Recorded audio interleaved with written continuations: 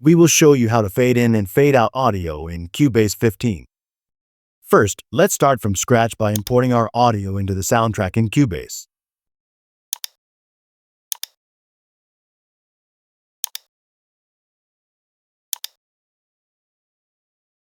To fade in, hover your mouse over the upper left corner and drag the triangle inwards.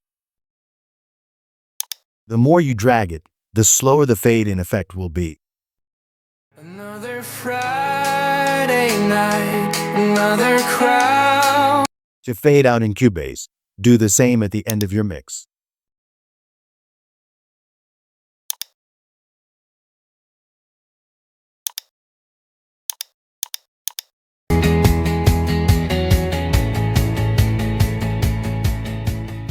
All done. Please subscribe.